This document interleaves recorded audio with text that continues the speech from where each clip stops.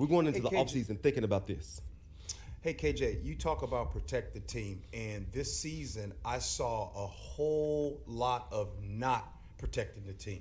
I I did saw too. the Jamal Adams doing the not protect the team. I see Reek Woolen in those actions not protect the team. My question to you is this: can you take us back? Who used to make sure that you maintain the standard of protecting the team? Because you have taught me that it wasn't necessarily Pete Carroll that would tell guys Was it? not to do things.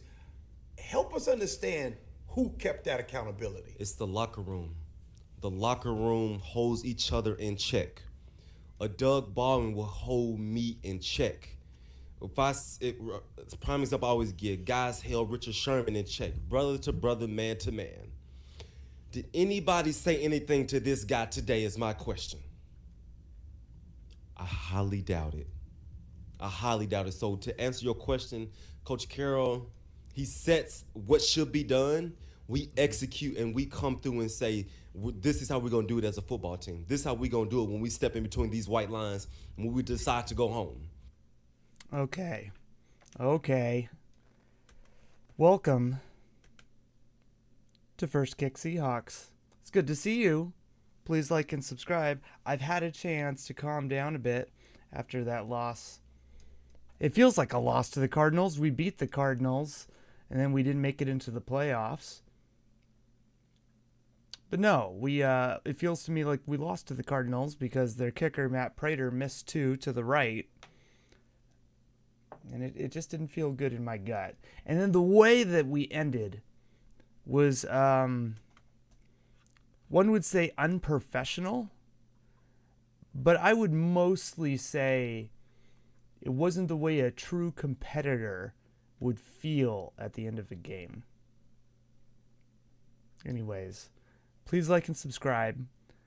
Also check out KG Wright's Corner. I believe that's what it's called. I have the link to the video in the description below. Please like his video. That was what you heard at the beginning there, was his comments regarding the end of the game there.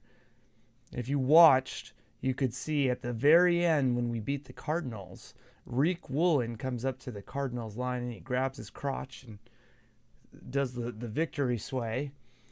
And dude, you're going home too. You and the Cardinals don't make it to the playoffs. And you beat the Cardinals, which ultimately just kind of helps the Cardinals. I mean, sure, but what are you celebrating about?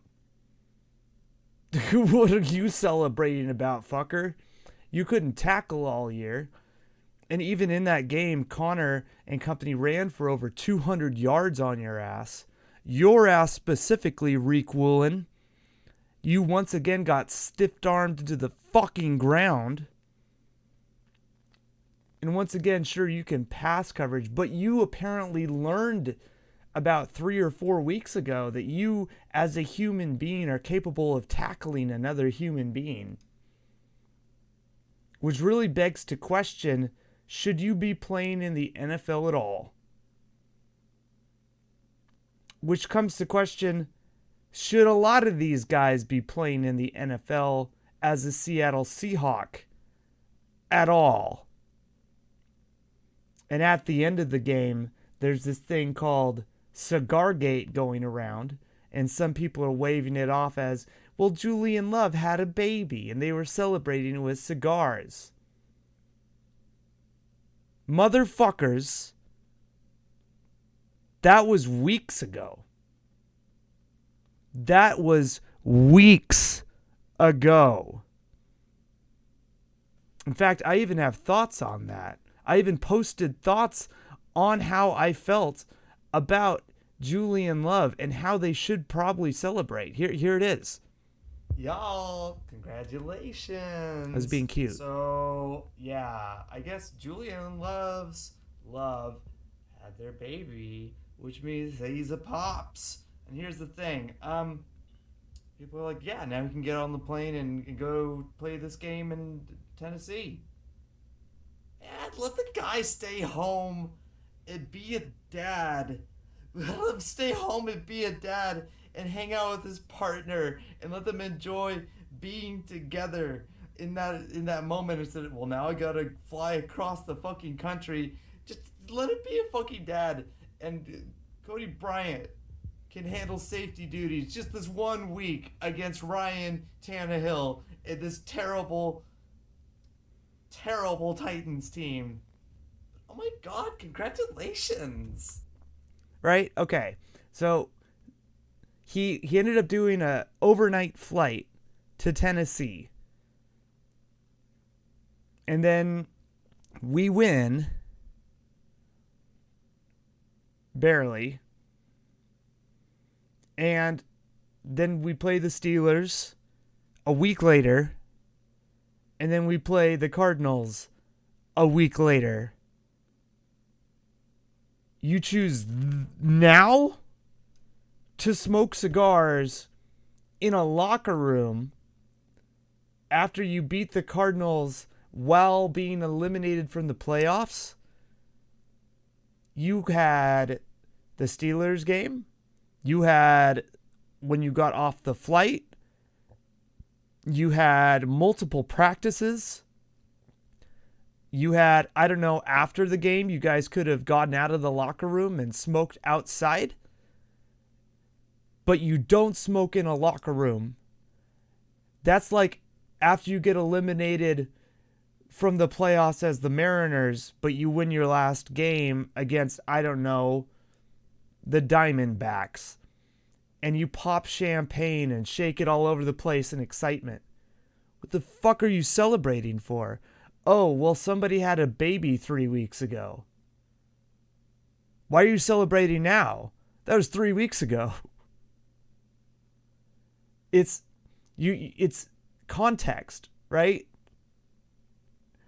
Like, why are you celebrating in a locker room for that type of thing? And you might think I sound crazy, but former Seahawks for multiple generations, like dating back to the Steve Largent era, have come out saying, what the fuck? Smoking cigars and popping bottles in a locker room is supposed to be a celebration about the team. Why are you making this about yourself? It's supposed to be a together thing. And when you even look at the picture of them all smoking cigars together, who is in the middle of the fucking picture? Well, it's not Julian Love. It's supposed to be about Julian Love and his baby, right? You'd think that he would be front and center. Like the bride and groom, right? You'd have them front and center. Like the prom king and queen, you'd have them front and center, right? Like the bachelor, you'd have them front and center. The bride, the mom, the dad, the child bearer, whoever would be front and center. The dad of this new baby should be front and center. No, it is Rick Woolen. The guy who just grabbed his fucking nuts to go celebrate beating the Cardinals up against these fans who, they're also going home. So neither of us get to go to the playoffs. As a team that we were supposed to beat anyways, who you also just gave up 200 rushing yards to, so good job. We also should have lost except if their kicker had made those 2 kicks. And also, if you look, they actually spent that drive getting their kicker, for the most part, out of kicking range. So it's almost like they were intentionally losing that game to help their draft status because it was the final game of the season. So maybe keep that in mind, fucking Woolen. But no, that picture wasn't about Julian Love's baby. Woolen, front and center, having all these pictures. He might have said, yeah, let's take a picture. Hey, he just had a baby. As a way to coax them all to do it. But Woolen was front and center. And I clearly wasn't there, so I wasn't the one who arranged the conversation to get the picture all set up. But people have been involved in family pictures and stuff. We know who's front and center when it's involved. The person who it's about isn't on the farthest side, not involved in the picture at all. And also, you don't smoke cigars in a locker room when you don't make the playoffs.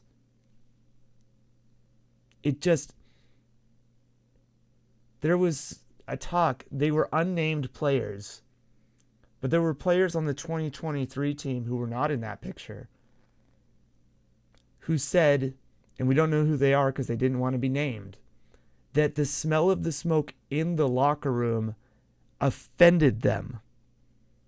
And I bet it fucking did. It would offend me. And I bet one of them was Bobby Wagner.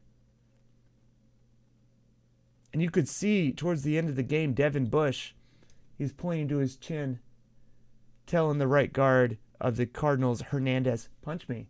Come on, punch me. Repeatedly telling him to punch me. You see Bobby Wagner come and grab him by the jersey and then grab him by the face mask and yell at Bush in the face, "What the fuck are you doing? This isn't the way that leaders behave. This isn't the way that we protect our team and protect the players. What the hell are you doing? This isn't the way competitors act." You could just see him chewing him out. And I wanted to chew him out. Even Richard Sherman wouldn't do shit like that. Yeah, he'd get in the face and yell, but he wouldn't be like, "Yeah, punch me." There was that time Williams punched him, right? Like, come on now. You're going to have your jaw fucking broken, for one. And for two, it's out of control. Protect the team.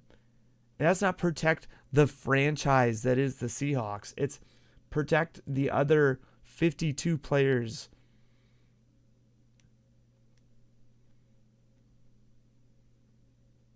None of them did that on defense. None of them did that. They haven't been doing that all year. They've been cocky. They've been self-assured. There was one specific phrase that KJ Wright had in his show that I really want to focus on. Quote, "The players won't be fixed unless the coaches are fixed." Ooh. The players won't be fixed unless the coaches are fixed. Does that mean Pete Carroll? Does that mean Clint Hurt?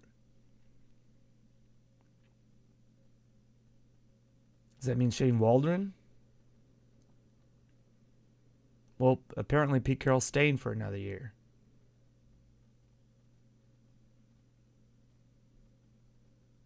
And again, I say I don't view him as the coach. I view him as the CEO. And he lets the coaches coach. What type of coaches do we have right now? I couldn't find the right word to put on it all year. I called Shane Waldron Winnie the Pooh. And I used this metaphor, this analogy of him stuck in Rabbit's hole. And we have to wait till he thins out and figures out how to get out of this hole he's plugged in, because he doesn't know how to pitch, right? He doesn't know how to not be him. And so once enough time has passed, he will eventually naturally get out of the hole he's in. As long as Rabbit, who is Pete Carroll, stops feeding him his bullshit. And at the very end there, we started running the ball and it did much better, but we still ranked bottom 5 in the NFL in running. And then on the defensive side, what was our whole goal this year? Well, we're going to stop the run. We changed our entire defensive front. Our front 7 was completely changed. We brought back Bobby Wagner, who led the NFL in tackles this year and who was second in the NFL in tackles for loss. With that in mind, We were ranked 31st in run defense this year because they just ran outside. They just ran away from Bobby Wagner all year. Embarrassing. So what do we do with Clint Hurt? Well, it's kind of hard to judge Clint Hurt. Man, KJ Wright said something beautiful. Said some coaches in the building are just happy to be there. And some players in the NFL are just happy to be there. You ever just be like, I can't believe I made it this far. You're just happy to be there. And then you see somebody next to you and you're like, oh, I knew I was going to be here. It's because I'm planning to get all the way up there. Yeah, I knew I was going to get this job. It's because one day I'm going to own the building.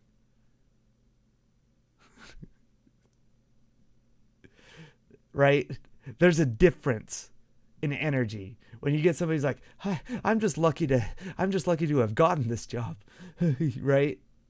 And then there's somebody who's like, yeah, I got this job, but this is just a fucking stepping stone. I'm going to be out in here in about 2 months. Right? Just completely fucking different energy. I don't know if Clint Hurt is that guy. Is he just happy to be there? Ken Norton Jr. took the fall because Pete Carroll's defenses were shit for years, and they weren't drafting the right type of players. They were getting Tedrick Thompsons and LJ Colliers and all these other different players that weren't working out. So they let Ken Norton Jr. take the fall, and they let Chris Richard take the fall. Then Pete Carroll gets extended. And when Ken Jordan Jr. took the fall, they bring in this defensive line coach who hasn't really proven he can be a good defensive line coach ever under the Seahawks. And you just promote him. He's like, holy shit, I got promoted to defensive coordinator. Well, okay. I'm just going to bring in like this dude Sean Desai to help me and this dude Carl Scott to help me. And yeah, let's hope this works out. This is a good opportunity. I'm going to roll with this for as long as I can. And then they just provide all this talent around him with trading for Jamal Adams and, company, before, he was able to get the position. But it just kind of feels like Clint Hurt is just another fall guy in the long list of Pete Carroll's fall guys. But the guys that have been able to keep our defense, like, what's the word I'm looking for, as a team and competitive. There's a difference between being a gamer and a competitor. There's a difference between being a player and a competitor. Like, I'm happy to be here. I'm having fun. And, man, I fucking hate losing. There's a difference between I love winning and I fucking hate losing. There's a huge difference. And you got to be able to battle for each other. And when you see the person next to you grabbing their nuts or not making a tackle or dicking around in the locker room, you don't care if they're going to be judging you afterwards. You get up and you chew them out. Richard Sherman would do some foolishness, and then the defense would chew him out. Earl Thomas would do some foolishness, and the defense would chew him out. Russell Wilson would do some foolishness, and the defense was like, Pete Carroll, why won't you let us chew him out? It's the accountability, because we want to not, we won 9 games and we swept the Cardinals, but we got swept by the Rams and the 49ers. Well, let's smoke cigars because this dude had a baby a couple weeks ago. Fuck out of here. It's embarrassing. This is no wonder why we play down to our competition. It's supposed to be 1-0. And instead it's like, oh, well, we're going against Mason. Oh, fuck, I can't even tackle. Oh, we're going up against this backup. Holy shit, I can't even tackle. He's throwing explosives. Well, I didn't expect that. And Bobby Wagners pulling his goddamn hair out. At least Tyler Lockett went out on a high note right there, but I never took him as somebody that would hold other people accountable. He's passive. DK Metcalf, I take it as somebody who's learning how to hold people accountable. But you've seen the way that he behaves. Nobody holds DK Metcalf accountable. We need some... There's a difference between boys and men. There's a difference between girls and women. There's a difference between children and adults. And I'll tell you what, there's some 50-year-old children out there. And I think we got some 25-year-old children on the field. And you can't be a competitor as a child. You're not mature enough to know how to do it. And if we enter this following season and Pete Carroll doesn't instill coaches to replace Waldron and Hurt, to replace Clint Hurt, and we don't bring in some actual coaches who are going to be like, no, get over here. And then just be like, that's not the way to behave, Bush. I don't care if we're winning. You don't tell somebody to punch you in the jaw. You don't go sucker punch a quarterback who's sliding down. I don't care, Metcalf, that you're bigger than me. You don't go throttle some guy because you're pissed off.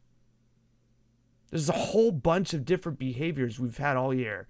I don't care, Woolen, how fast you are and how good you can be at press coverage. If you can't tackle, that means that your heart actually isn't a football player. Get off the field. Hey, Dennis Crowley, it's good to see you. Go Hawks, man.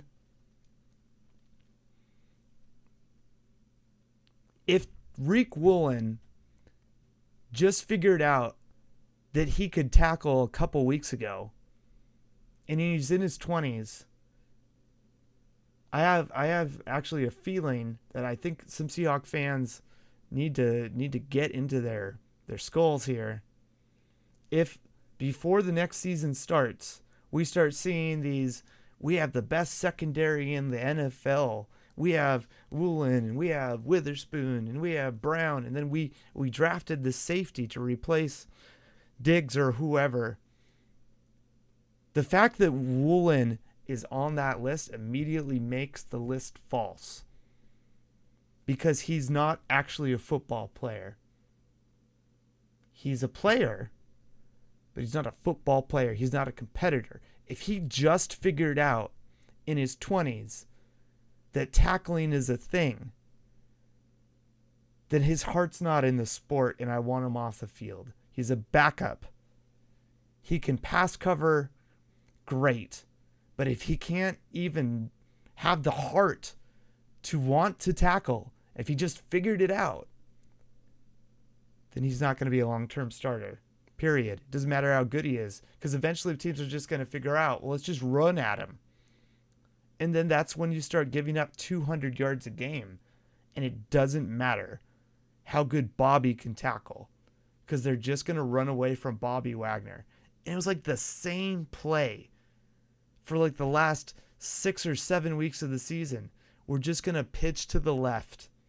We're just going to run to the weak side gap, and we're going to make sure that Woolen has to tackle. And since he's not physical enough to get off his block, our safety would have to get in there and try to wrap it up. And Diggs is so far away that it would just be these gashing runs.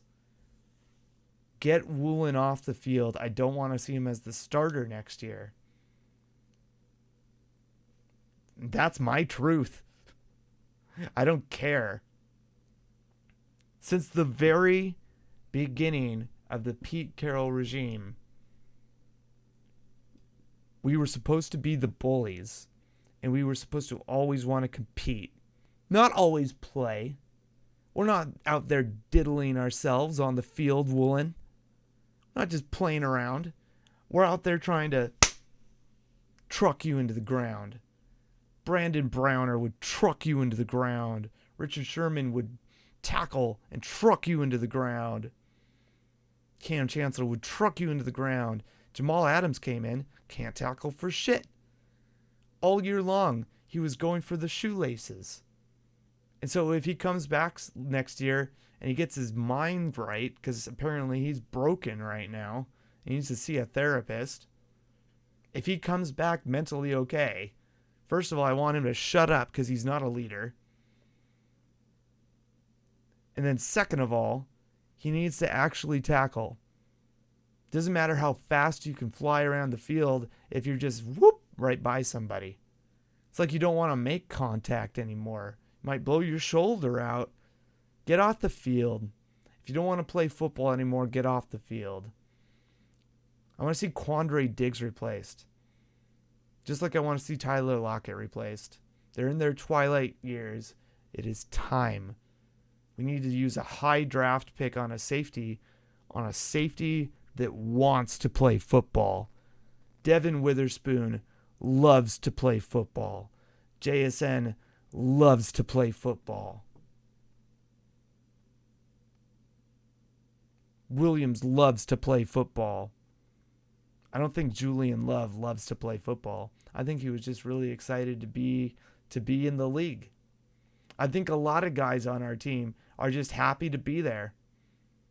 I don't think our offense is that way. I think Tyler Lockett is at that point where he's just happy to be in the league, and he's going to walk out and enjoy his retirement. And I think it's time for Quandre Diggs to do the same thing. And this isn't necessarily me being a hater. This is me saying, what do you want from your Seattle Seahawks? Well, I want competitors. I talk all the time about, if you live in the past, you stay in the past. If you live in the present, you live in the present. If you live in the future, you're looking at the future. And you make your future your present. If you spend too much time focused on the future, you'll never focus on your present. But you can self-actualize. And so what are these guys self-actualizing? A lot of these guys aren't self-actualizing championships. They're self-actualizing, hey, I'm in the league. Gotta make some money. Or I'm gonna be famous. Or I'm gonna go do real estate after this. Or I need to take care of myself. Not, my pack of brothers are all in this and we're going to take care of this play and we're going to shut that dude down. No points. We're not going to allow any points at all. And then next week we're going to take care of this team. And we took everything off of that and we're going to hyper focus on this. And yeah. And then we're fucking pissed off because that team beat us off. And all these lessons are coming that we're fucking nobodies. But we're going to fucking show them because we can't handle this. I want to win. I hate losing. This is all I care about. It's getting better. I'm going to go hang out. What are you guys doing after this? Oh, nothing? You want to go break down some tape together? I don't know. Let's go watch this Packers-Bears game. Okay, study down this tape. Okay, what are you doing after the Super Bowl? I don't know. Let's go down to Miami and let's go run in the sand and communicate and work on our footwork. Yeah, sounds like fun. It'll be good physical therapy too. Sweet. You doing OTAs, right? No? What? Do you not want to win? Oh, you were kidding. Cool. I'll see you at OTAs. We don't even have players going to OTAs right now. Organized team activities. They're optional. And you have these guys like, sweet. Going to Paris. Then they come back completely out of shape.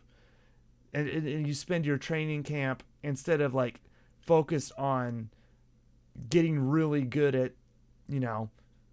tackling and other specificities in communication, you now have lost months and months and months and months and months of work that other teams who are hungry, that do want to win, that do want to compete, have put that work in. If you're not a football player, get off the team.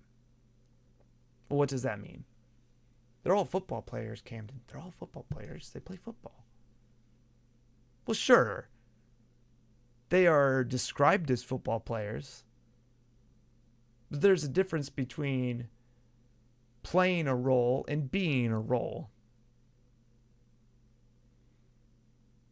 You can put on a uniform and be a football player for 3 hours. But when you take that off, you then become John Smith. And then you go about your day. But some people, they take off their uniform and they're still football player. When Eminem goes off stage, he's still a rapper. When he goes to sleep, he is still a rapper. When he's hanging out with his kids, he's a father. And then when he's not hanging out with his kids, he goes back to being a rapper. See what I did there? You could be multiple things, but what do you choose to be the rest of the time? The majority of his time, the majority of his existence, he is a rapper. Russell Wilson, the majority of his time, better example, Patrick Mahomes, the majority of his time, he's a football player. There's these stories from Travis Kelce of like, yeah, I invited him to go to like my sister's volleyball tournament or whatever. And you see him and he's like, where is he? He's in the car and he's like breaking down tape and then looking up every play and then breaking down tape and then looking up every play and then because he's a football player.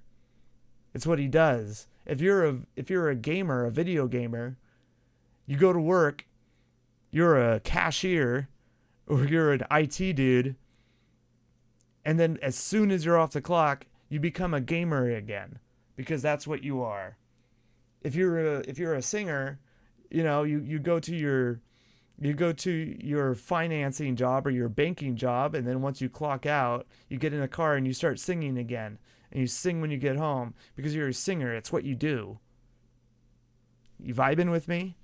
So we need guys in our football locker room who, when they get on the field, yeah, they're football players because they have been football players 24/7 for 12 months.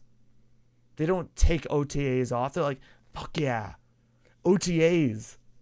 Finally, I get to go hang out with the guys. I'm not doing that. That's for rookies and people that have to do it. What the fuck? Why would a competitor ever skip OTAs?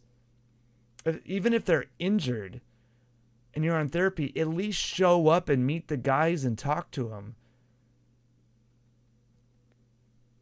Help them communicate. Help point things out and stuff. What the hell happened to always compete? That's Pete Carroll's whole mantra.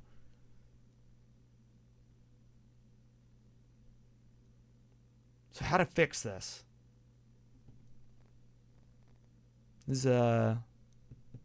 Mike Vrabel on the market? So people have been saying they want Jim Harbaugh from Michigan, former 49ers coach, to take over for Pete Carroll. Well, Pete Carroll's going to stay another year. Allegedly. Who knows? Maybe Jody Allen decides to just pull the plug.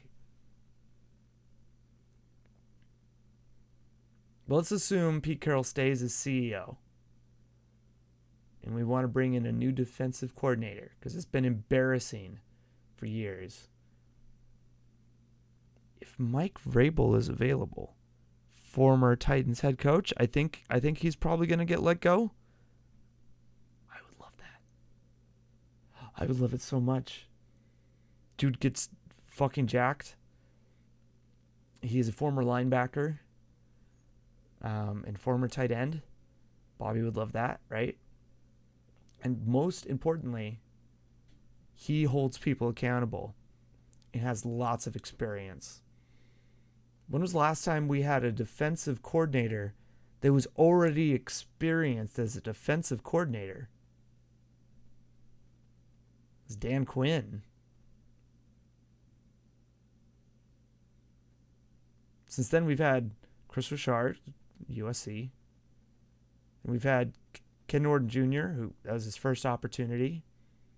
Then we've had Clint Hurt, who was a defensive line coach before, and this is his first opportunity. If this is Pete's last hurrah, as I've been saying all year, I want Pete Carroll to do something that he hasn't done in the NFL since he showed up. Compete with yourself, Pete. Bring in coaches that will challenge you. I want you to see if you can bring in somebody like Mike Vrabel to be your defensive coordinator. Love it. Maybe your assistant head coach, right? So you can keep doing your CEO duties. I had also said that I wanted Pete Carroll to step down as CEO and have John Schneider take over that duty. See what he does with the team because he's the Green Bay guy.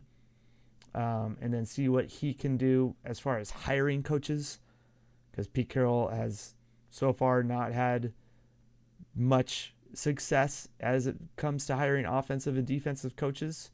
And I think part of that might be he's protecting himself and protecting his ego. And I would like to see John Schneider hire coaches underneath Pete Carroll that would challenge Pete Carroll.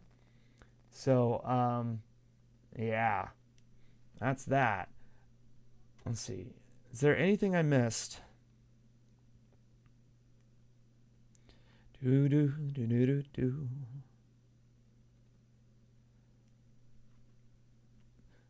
Let's see. I do find it funny that there were some murmuring cries to get Pete Carroll fired after the Steelers game, which was the game that basically knocked us out of the playoffs. But then we beat the Cardinals.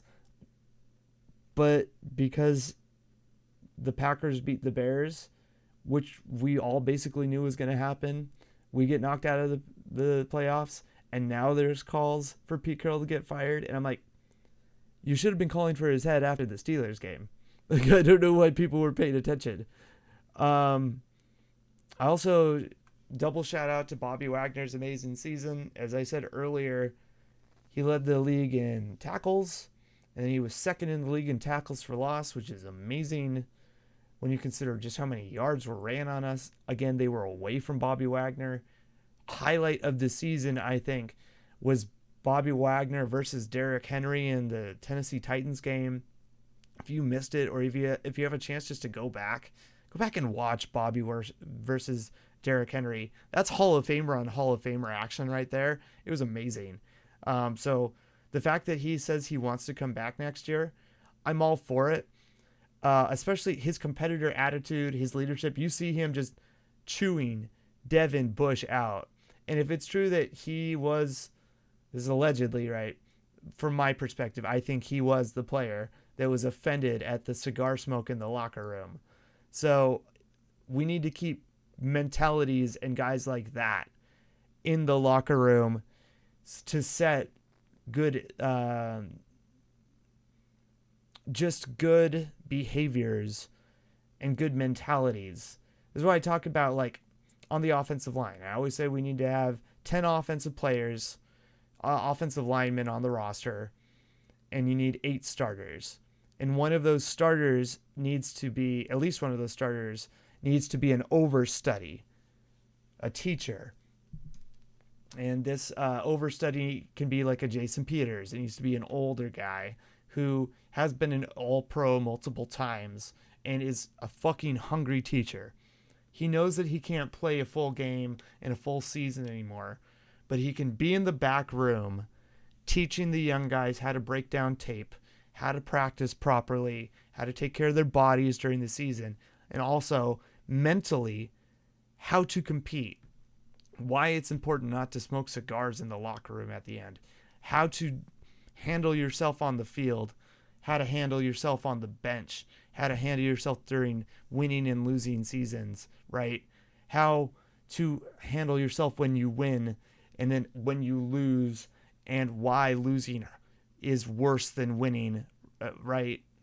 Why losing feels worse than winning feels good, and why you want to do more than just win your division and or sweep one specific team, right? You want competitors teaching other people how to be competitors. And so even if Bobby Wagner ends up getting, next year, he's 80% of what he was this year, he's still super valuable, because I think we need to draft another high linebacker. I preached for years on Twitter. This isn't what I was doing here, but I was begging, we need to draft a linebacker. We need to draft a linebacker. And then I'm like, holy shit, we need to draft Jordan Brooks. And people are like, we need to get McQueen. No, we need to draft Jordan Brooks. Then we end up drafting Jordan Brooks. And people are like, what the fuck? And I'm like, yes, this is amazing. Then he ends up being an amazing player. Debatable to some people. But it's that time again where it's like, why haven't we drafted a linebacker high?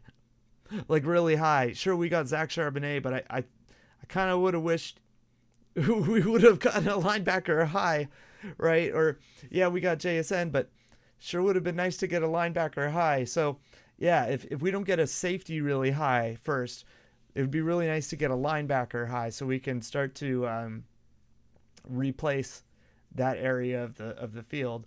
And again, if we don't replace Diggs, which we should. We need to get competition for Woolen, because if Michael Jackson has to come in and do it again, he's average. If he's a better tackler than Woolen, that's a problem. That's a goddamn problem. So we need to bring in a guy that makes Woolen go, wait, am I really just happy to be here, or do I want to stay here? So that's all I have for now. I will keep streaming in the off season, not just towards the draft, after the draft. Thank you all so much for being here. Please like and subscribe to First Kick Seahawks, and I will catch you around. And go Hawks.